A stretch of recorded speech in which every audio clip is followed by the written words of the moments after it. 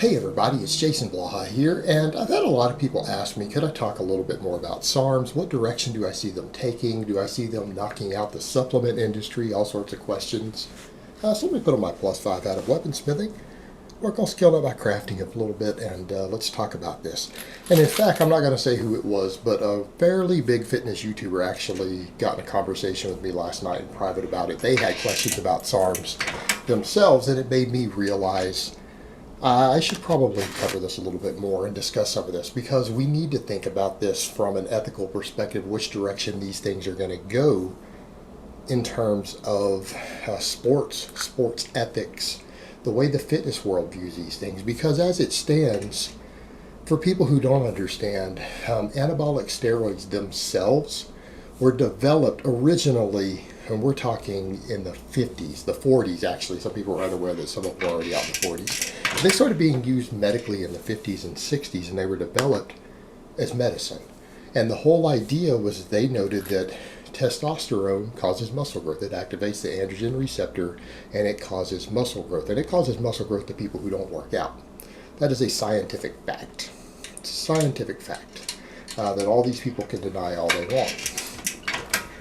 But the problem is that it has side effects. It has male hormone effects. It has all sorts of other side effects that can go with testosterone. I mean, listening to my voice right now, that's a side effect of testosterone. That's a side effect you may not want in women and children. I mean, that's a perfect example, one of many. One of many. So they develop substances in the hopes of reducing some of the various side effects. That was the whole concept behind the development of this classification of substances by pharmaceutical companies, was to get the positive muscle stimulating and bone growth stimulating and strengthening benefits of testosterone without as many of the hormonal side effects. And unfortunately, that didn't pan out perfectly. There have been a lot of problems. There have been toxicity issues. There have been issues of various side effects still being there, suppression of normal testosterone. There's been all sorts of different side effects and problems and heart disease and everything else that comes with these substances, particularly when they're abused. So they haven't panned out perfectly. Now, they're still used widespread medically. All right, they are still used. But it hasn't worked out perfectly.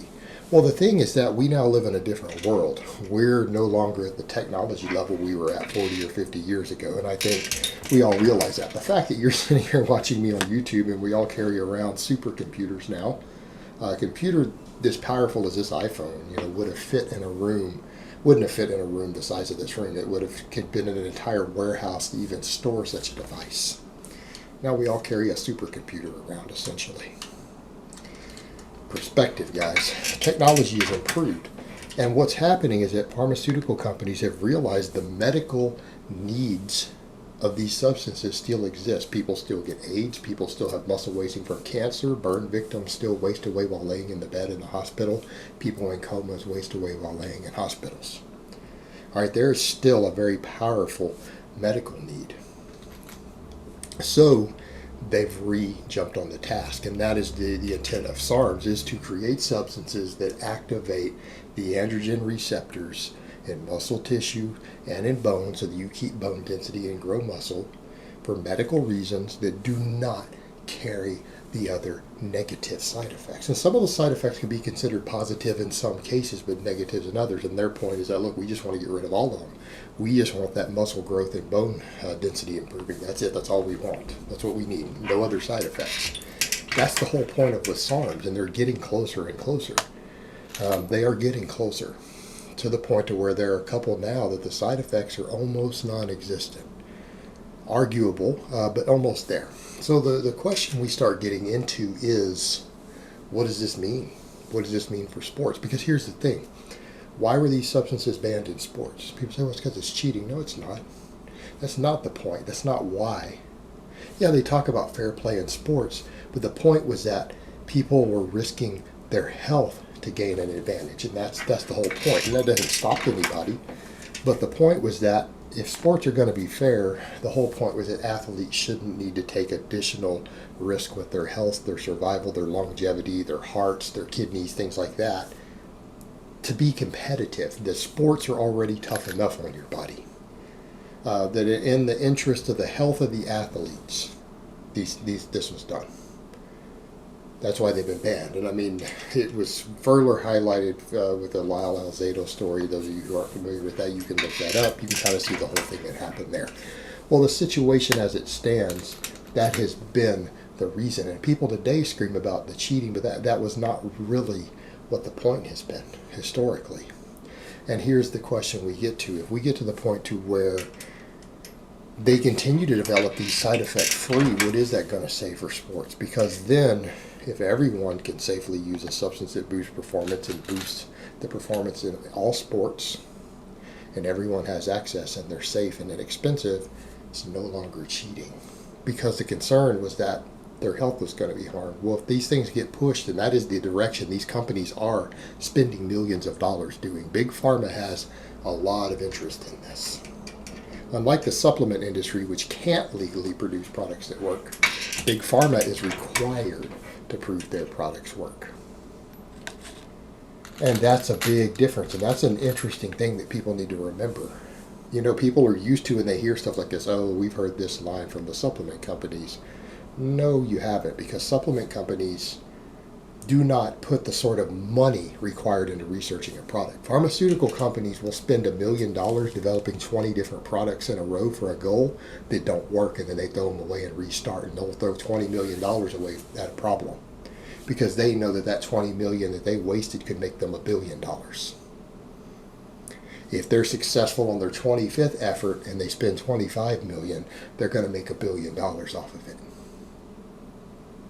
Whereas in the supplement industry knows that if they were to spend millions of dollars, $25 million trying to find one product that builds muscle mass, and that's why they've never found one, that's why it doesn't work. If they were to throw away $25 million trying to do that, they wouldn't be able to sell it. Because as soon as a substance is proven to build muscle mass very conclusively with multiple independent studies, the FDA classifies it as a drug now, not a supplement. So you kind of see how the scam of the supplement industry works. They have no financial interest to find products that work. And they have a vested financial interest in only finding products that can't be proven to work in the long term, because then they're going to get banned. They're not going to be able to sell them to you just right over the counter as easily. So they work off placebo and fake advertising. Their products can't work.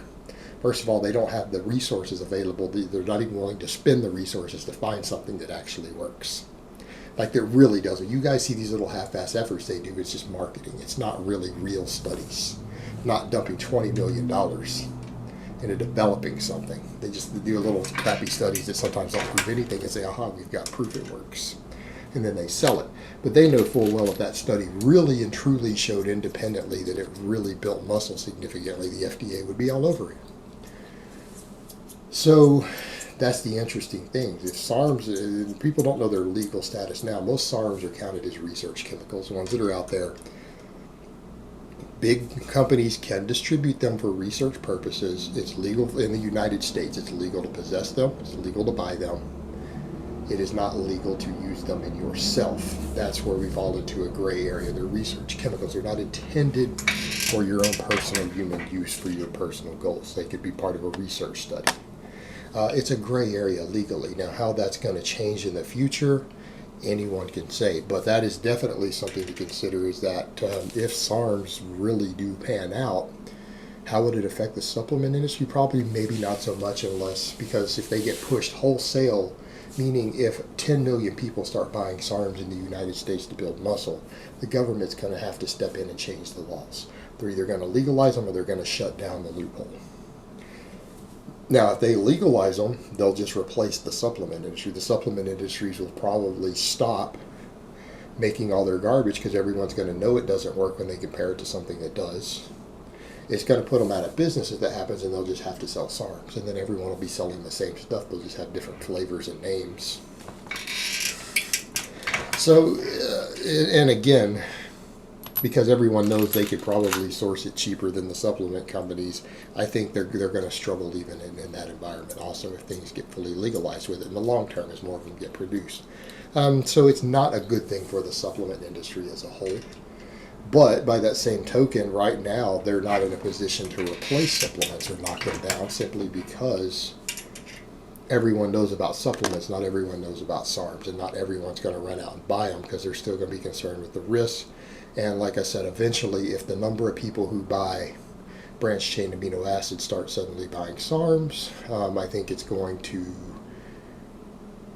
require the FDA to step in and look at it, and Congress is going to end up getting involved, and they're going to change laws in some direction regarding it at that point, because they're going to see it as a large, wide-scale abuse of a loophole, and they will most likely do something in one direction or another. They're not going to leave it the way it sits. So as far as their future goes, I don't know, but I will say that as far as sports go, that creates the interesting dilemma, because that was always the point, was that they didn't want people using performance enhancing or muscle building substances that might harm health. That was always the reason originally why all these things were passed in sports, because they didn't want athletes to have to harm their health to be able to compete at the top levels of a sport. That it be a requirement, because it is a requirement, and it is now, because people just cheat. They have ways around this stuff. It's still required, despite the rules to stop it to be, because at the end of the day, a genetic freak who's on PEDs will always beat another genetic freak who's natural and tries to train at the same level he does. He'll beat him every time, and that's just it. The top 1% in every sport are all genetic freaks. It's just when a genetic freak becomes chemically enhanced, they become even freakier. Like Lance Armstrong, that was the perfect example. So I don't know. It will require, I think, over time, a change in ethics in sports as safer and safer substances are developed. We'll just have to sit back and see what happens. All right, guys, well, that's really all I have to say on that today. I hope it's been informative, and I will talk to you guys next time.